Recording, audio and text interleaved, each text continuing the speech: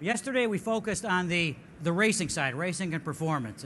We talked about, again, the old cliche, Wilfred Eibach talked about it, Mike Helton talked about it, race on Sunday, sell on Monday, right? Well, a lot of that was about the racing and the technology of racing. Well, you got to sell it on Monday too. And there is, they blur together, they kind of fuse together. Where does racing on Sunday start selling on Monday? I think Wilfred Eibach said it well. It's race on Sunday, sell the rest of the week. Because you got another race the next week, you got another sale. So I think bringing that together, I put that under the umbrella of branding. And to me, learned this when we did a little company called No Fear, and we basically thought, well, what is a brand? Brand is basically two things. It's your image and your reputation. Image, you can say anything you want to say about yourself. Your reputation is what others say about you. And when your image and your reputation are together, you start building a brand. And that brand is that trust, that social contract you have with a customer. And that can be taken away in an instant, particularly with social media and some of the other things we'll be talking about today at the keynote as well as the forum.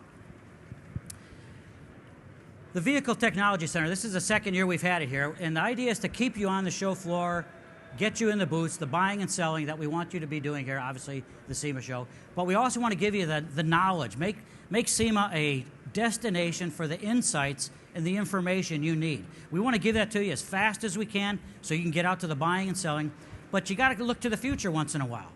And that's what we're going to do. You see the four icons we've had here: driving green, driving connected, driving safe, and driving cool. Each day is meant to be one of those trends that are impacting your business and your future. And we want to help you build on that and continue to help you to be successful. We want to give that to you as best we can. Today, I mentioned yesterday was the racing, today is the branding. Tomorrow we have a lot on green performance with Neil Young at 11 a.m. here, talking about how he's repowering the American dream and how many SEMA companies he's been working with since he was last here 3 years ago to help him rebuild the link vault. Tremendous story. And again, the SEMA community helping to enable. A couple things to help frame some of what we're talking about. Technology and branding requires new ways of thinking. 2008, 2009, when we started our relationship with CUI Car, Clemson University, it was arguably one of the toughest times in the industry, and a lot of companies didn't survive. And if they did, they didn't survive well. Well, the folks that prepared for tomorrow by getting on board and understanding that you've got to keep things running so that when the light does come back on, when the green flag does drop, you take off running. Design thinking is basically what I'm going to call the product technology content. The social thinking is your context, and there's a big difference there. I tell folks, people don't buy your parts. People don't buy your services. They buy what your products and services do for them. Focus on the context and make your product the ambassador, if you will, or the manifestation of that. You need both, and we'll talk about that later on. Brand democracy, which is basically letting go, turning your brand over to the consumers. Jim Farley at Ford did a great job of that with the Fiesta movement. They actually started engaging Gen Y millennial fans at boutiques, out at what I'll call the Gemba, the front line of where the Fiesta would be sold 2 years before they had a car, right, Jamal? What a great thing for Ford to do. And again, the Ford culture, the Ford One that Alan Mulally put together and cemented with the great succession plan of all the great folks at Ford. Brand democracy is very alive, and Ford is just one example. It's happening in many other companies. Obviously, we'll hear from some of them this afternoon, Specialized, the Agenda Show, et cetera, of what are the things happening in the future. And then, again, what I call going to the Gemba, the place of action, value creation, and meeting. You cannot Google the answers you need to grow your business. You can Google a heck of a lot of other things that are going to help you, no doubt about it. But you can't say, what do I need to do tomorrow? What do I need to do a week from now, a month from now? That's what we want to give you here in the Vehicle Technology Center. So it's the technology, but it's also the branding coming together. Great quote from Mr. Honda, Soichiro Honda. Before technology, there must be a way of thinking. That thinking today, we want to focus on the blending of design thinking and social thinking come together, which is what I define as a brand. I mentioned the brand democracy. That's your product content. Arguably 10, 20% of what you do. That's your context. Market with consumers, not to them. Technology is your content. The packaging around the social context is basically what the consumer knows. Make them part of the story and let them tell their story through your product. GoPro, we had Nick Woodman here, the founder of GoPro last year. GoPro literally becomes the platform for helping tell your story, in many cases, in this case video. How many folks watched the YouTube Awards this past Sunday?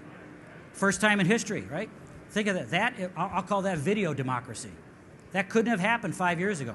Nick Woodman and Justin Wilkenfeld came here in I think it was a 59 Cadillac, North Hall, with about 40 cameras 6 years ago in the back of that truck, in the back of that Cadillac rather. And that was their introduction. This is where they decided they would help make their company. At that time, they had 6 employees. History. So I think, again, using the SEMA as a platform for that. Again, help fans tell their story. Social context first, product context second.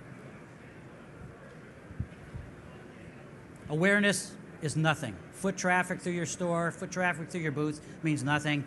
What's that choice of mindset? You help that customer make that decision to choose you. We're very honored today. We have Doug Evans, Chairman-elect of SEMA, coming up starting next July 1st. That's you take over? Excellent. Doug is also the Senior Executive Vice President of Source Interlink Media. 250 brands? 220? 150 brands. I mean, think about that. Think of the media power behind something like that and getting in front. Doug is also what I'll call a SEMA X guy.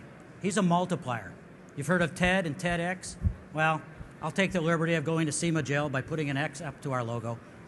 But Doug is a multiplier. Doug has done so much for SEMA, for you, that I can't even start there. But it's people like that, and by the way, the paycheck that Doug gets, I think we all got today when you walked in here, right? It's a big fat zero. But the point, it's the passion and the enthusiasm that we bring for the business. A lot of our volunteers, like Doug, bring that to the board, bring it to a lot of things that we do, and it's great to have a super leader like Doug Evans. Please welcome Doug Evans to the podium.